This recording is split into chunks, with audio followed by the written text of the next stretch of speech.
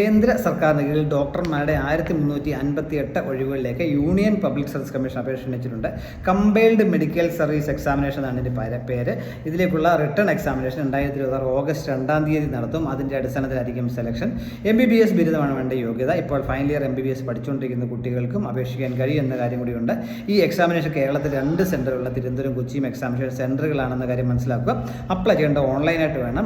www.upsconline.nic.in ഈ site വഴി വേണം നമ്മൾ ഓൺലൈനായിട്ട് അപേക്ഷിക്കാനായിട്ടുള്ളത്.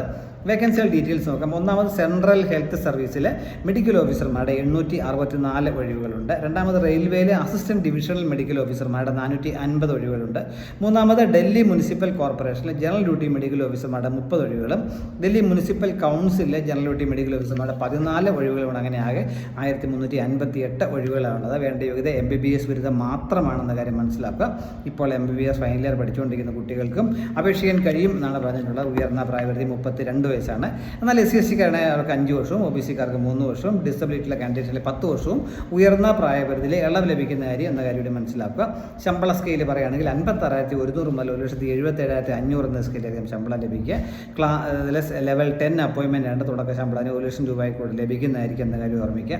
അപേക്ഷാ ഫീസ് 200 രൂപയാണ്. എന്നാൽ SC/ST-കാരുള്ളവർക്കും ഡിസബിലിറ്റി ഉള്ളവർക്കും വനിതാ കാൻഡിഡേറ്റ്സും ഫീസ് ഇല്ല എന്ന കാര്യം കൂടി പ്രത്യേകം ഓർമ്മിക്കുക. അപ്പോൾ ഇതിൻ്റെ എല്ലാ ഡീറ്റെയിൽസ് നമുക്ക് UPSCയുടെ വെബ്സൈറ്റായ www.upsc.gov.in എന്ന സൈറ്റ് ലഭ്യമാണ്. എന്നാൽ അപ്ലൈ ചെയ്യാനായിട്ട് www.upsconline.nic.in സൈറ്റ് വഴി വേണം അപേക്ഷിക്കാനായിട്ടുള്ളത്. Thank you.